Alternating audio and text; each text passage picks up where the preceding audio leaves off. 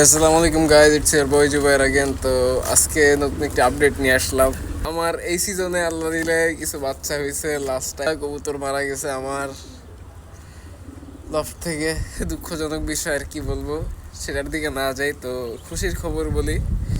আপাতত আমার লফটের আমার প্রিয় একটা কবুতর দেখাবো, নতুন বাচ্চা।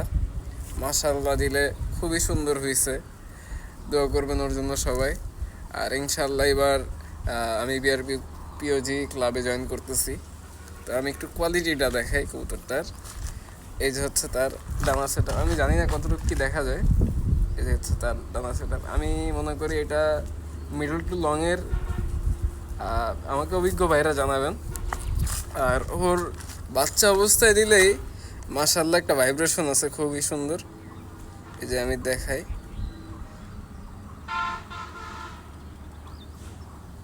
এটা কিন্তু আমি করতেছি না, এখন অনেকটা নার্ভাস হয়ে গেছে আর কি। আর ব্যালেন্সটাও মোটামুটি সুন্দর। বাচ্চা কবুতরের আর কতটুকু ব্যালেন্স দেখানো যায়? পিনটেল কবুতর সবসময় রেজাল্ট করে এমন কোনো কথা নেই, তবে আমি অনেক কবুতর দেখছি যে ব্যালেন্স ছাড়া কবুতরও টপ 10-এর মধ্যে রেজাল্ট করছে। তো বলা যায় না আসলে, এটা ডিপেন্ড করে হলো আপনি কোথা থেকে রেস করতেছেন, আপনার ডিস্টেন্স কেমন, অনেক কিছুর উপরে ডিপেন্ড করে। আবার কবুতরের উপরে ডিপেন্ড করে, কবুতরের মালিকের উপরে ডিপেন্ড করে যে কেমন টেক কেয়ার করা হচ্ছে।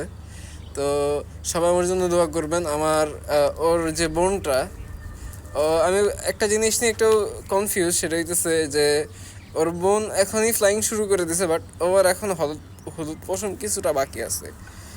তো আশা করি ওরেও কয়দিন পরে উড়াবো। আমার ফ্রেন্ডের কাছেও একটা 8 to 8 আর কোপেনার বাচ্চা আছে। ওইটা আমি দেখি যদি নেক্সট মান্থে আমার ঢাকায় যাওয়ার পরে, আমার এই মান্থে একটা এক্সাম আছে, এর জন্য আমি যেতে পারতেছি না।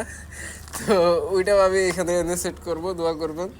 আর 8 to 8-এর মাদিটাও নিয়ে আসবো এইখান থেকে। হয়তো আমার ঘরের একটা নরের সাথে, কিংবা আশেপাশে কোনো সিনিয়র থেকে কোনো একটা নর নিয়ে, ভালো একটা নর নিয়ে পেয়ারিং করবো। তো সবাই দোয়া করবেন। আহ,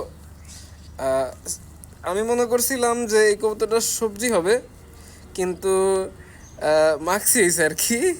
যাক, আল্লাহ যা দিছে আলহামদুলিল্লাহ। কবুতরটার শেপ টেপ সুন্দর একদম। কালারটা ওর মার মতো আসছে, অনেকটাই ওর মার মতো আসছে আর কি, কিন্তু ডানার সেটআপটা একটু ভিন্ন ওর মার থেকে। আল্লাহ দিলে খুবই সুন্দর একটা বাচ্চা।